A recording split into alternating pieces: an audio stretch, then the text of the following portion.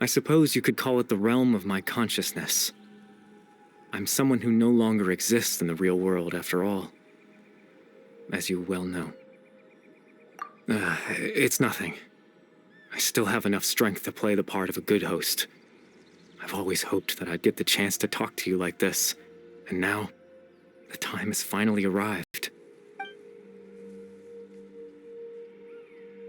Extreme sorrow and pain, hope and regret coursing through your veins, and a degree of abyssal power that defies comprehension. Father told me that once I possessed all those elements, I would become the loom of fate, but despite his intentions for me, I never truly became the loom of fate. I was merely used as a means for its construction. In truth, I died the moment I set everything in motion. The person you see before you now is nothing but a remnant of consciousness left over within the loom of fate. As for your question, the loom of fate is a device capable of weaving ley lines. In its primitive form, it can only be used to create and implant memories. But as more of it is completed, its power becomes stronger and stronger, until finally, it has the power to weave real ley lines of its own.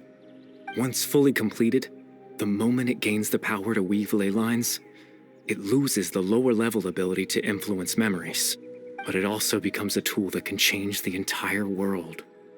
Yes, I have the ability to control the loom in its semi-completed form. I suppose you can think of it as a form of compensation. After all, its existence cost me my life.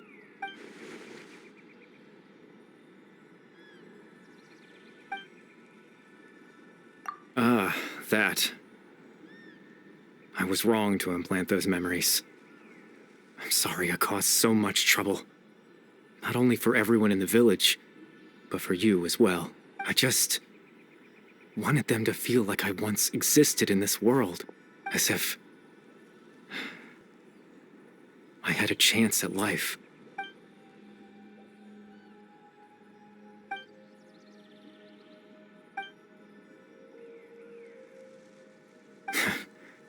I know what you must be thinking. Why would I do something so meaningless?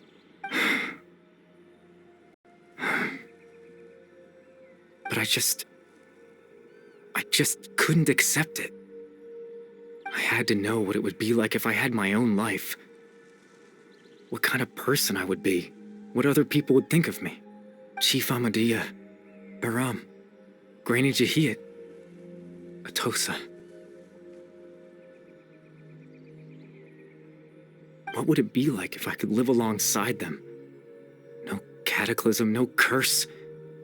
Just a quiet life in a peaceful village.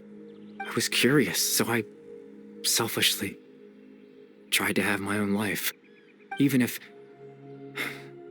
that meant piecing together the version of myself that could have been. One memory at a time. I know it sounds stupid. After all, my life ended a long time ago. Any chance at living was stripped away from me when I was 8 years old. My consciousness left to mature in an illusory world of nothingness. Even the form you see before you was nothing but an invention based on my father's appearance. An imagined version of what I would look like if I had the chance to grow up.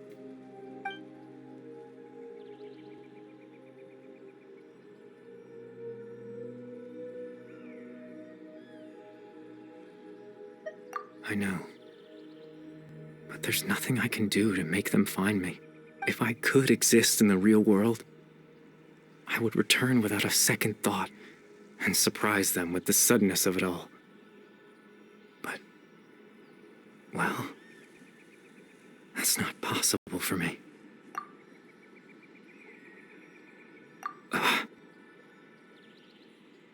I know.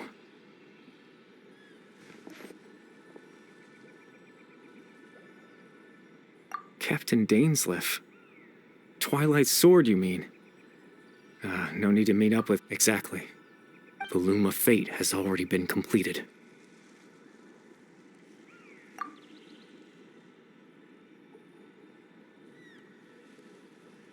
No need to worry about Captain Dainsleif. He's absolutely fine. The only reason he lost the eye was because I happened to guess exactly what he was planning. Captain Dainsleif has had the eye inside his body this whole time, hasn't he? His plan was to lure the Abyss Order to a false location, capitalizing on their pursuit of the eye in order to have the chance to confront the prince. He would then hand the eye to you and tell you to take it away from that location.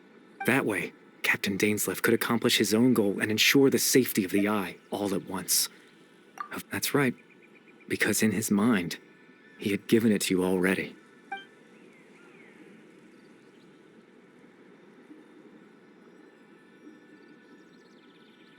Before you two entered that false location.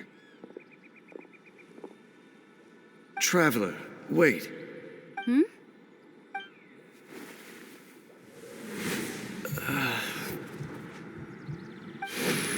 We've no time to lose. Let's head inside.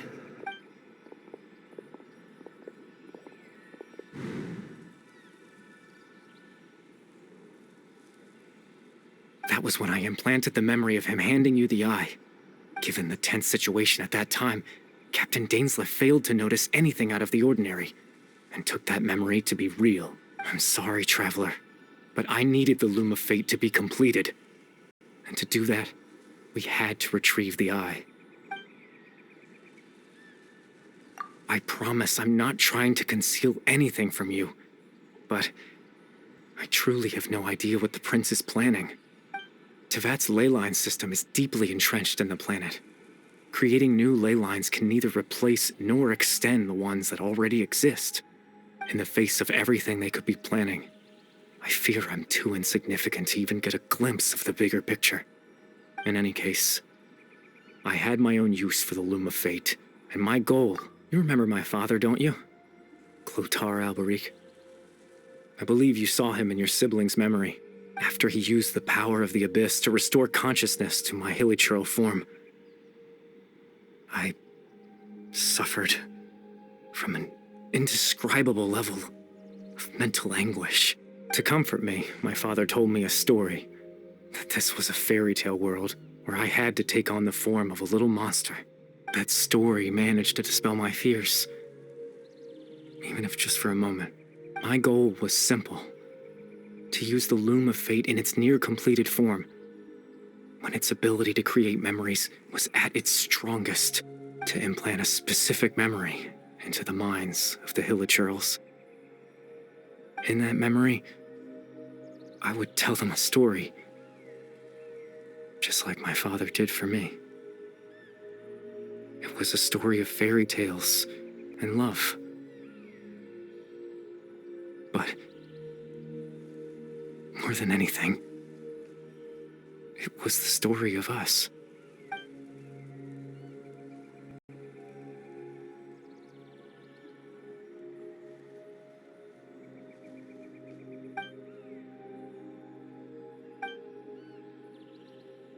I can't change the world.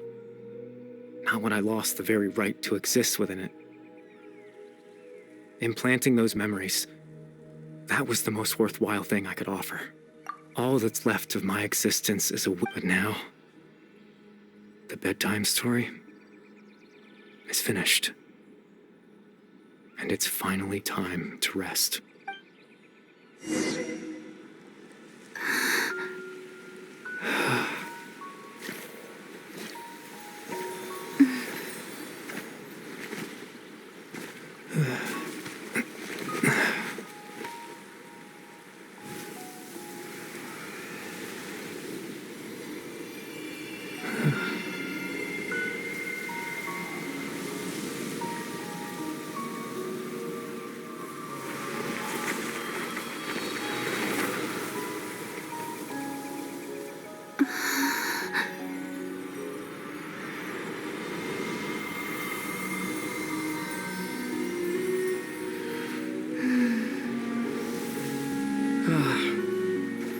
Looks like I was too late to see Kari Bear one last time.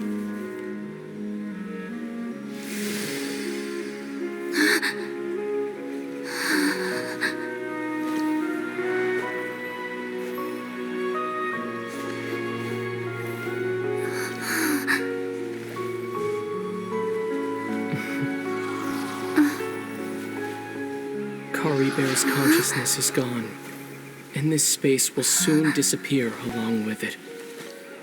Neither of us belongs here. That's why we're not tangible. Were that not the case, I'd love to hug you too. Well, how about a conversation?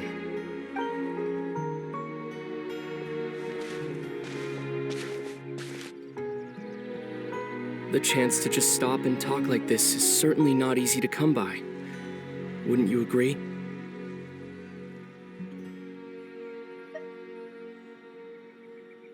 That battle earlier was tough. The one against Dane, I mean. I didn't expect that after everything, he would still hesitate to raise his sword against me. Were it not for that, perhaps I'd still be no match for the Twilight Sword. Even after the Loom of Fate, huh? I still haven't found a way to utilize it to its full potential. But there's still time before the heavenly principles awaken. Yes, for 500 years now, ever since the cataclysm in Conria, there's been no sign of activity. Not long ago, you witnessed the Hydro Archon destroy her divine throne, yes? Such a flagrant disregard for the rules, and still Celestia took no action. I suppose that's proof enough of the heavenly principles situation. However, the heavenly principles will awaken. We just don't know when that will be, or what might trigger it. You could say that. Just look at Kari Bear. He was so pure and single-minded. The space we now find ourselves is a perfect representation of who he was. Quiet and peaceful, even as a hilly churl. Seeing the terrible sight within the mirror wasn't enough to taint his spirit. He brought comfort to the people of this world, even though he was denied the very right to be a part of it. So ask yourself this. Who was it that deprived him of that right to exist? Of course, that's only one example. My feelings about the heavenly principles are too complicated to explain in just a few words.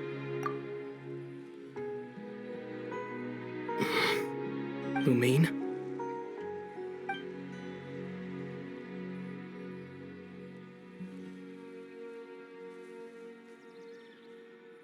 You're the only one in this world who calls me that.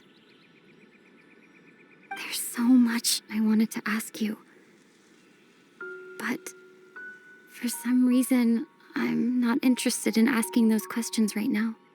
There's just one thing I have to ask. One thing I could never understand. Why? Why can't we continue our journey together?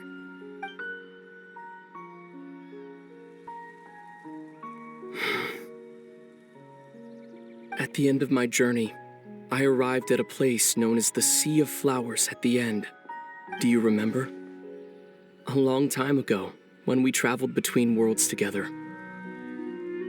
You told me you wanted to find a place in the universe where that one flower was in full bloom. To have a place like that suddenly appear before me? Well, would you think of that as a coincidence? You mean? I miss you too, Lumine. But as this war continues to rage, and as I continue to seek that final answer, I don't even know how to face myself sometimes. Let alone my own sister. What's going on? This space has lost its tether. I doubt it'll be able to exist much longer. In fact, aside from our ability to physically interact with each other, there's something else you should know about this space. With Kari Bear gone, we won't be able to remember anything that happened here. Everything in this space will be wiped from existence, including all memory of our reunion. You're only telling me this now?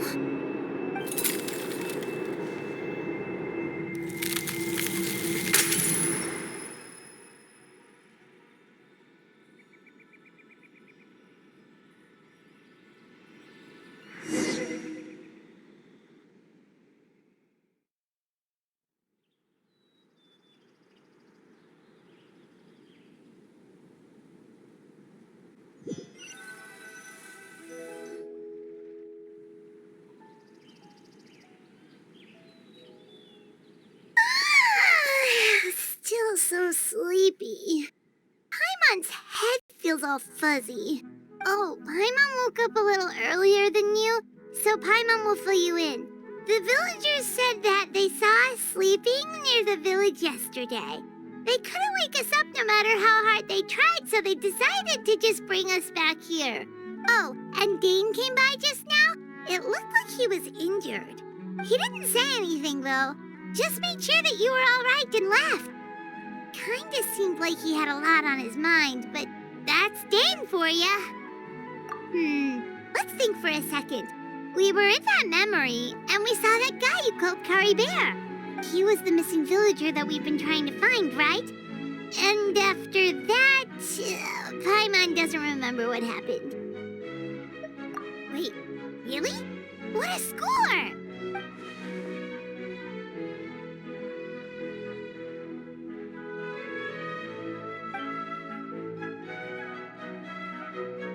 Well, what happened after that?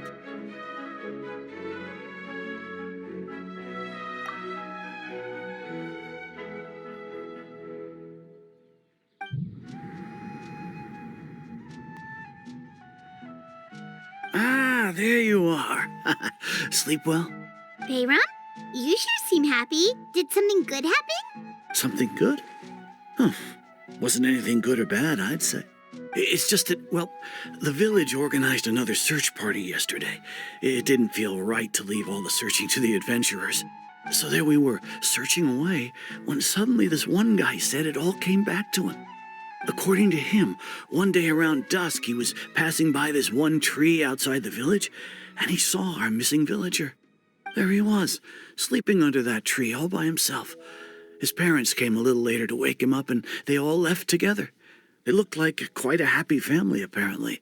And after that, well, we all started to feel like that really is what happened. Kind of strange that we forgot all about it for so long. Oh, and we also remembered his name, Kari Bear. Now, that's not a name you hear every day. Would have been helpful if we remembered it sooner. Well, I hope he's happy wherever he is, and we're all relieved now that we know what happened. Seems like everyone thinks Kari Bear left the village. That's probably for the best. At least they have some sort of explanation now. Paimon wonders how Atos is doing. Paimon didn't see her in the village just now, so she's probably at the tree. Come on, let's go talk to her.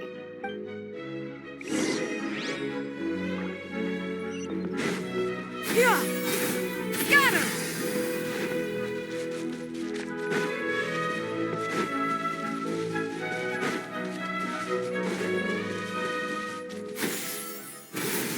Scatter!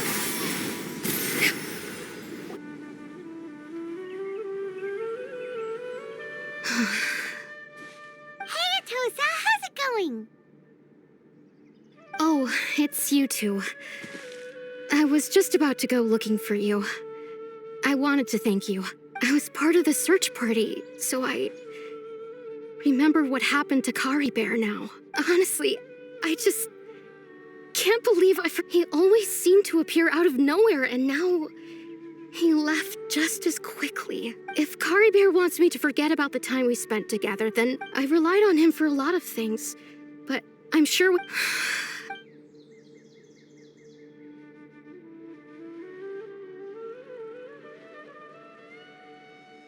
Okay, I'll admit. I'm just putting on a brave face. I was dumped. Otherwise, why would he just leave like that without saying... You don't need to comfort me. It's just like Kari Bear said.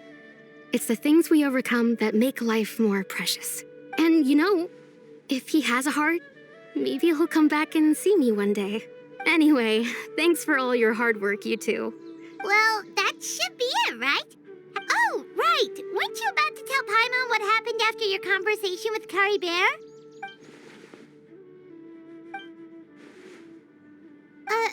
A picture? Where'd that come from? Let Paimon...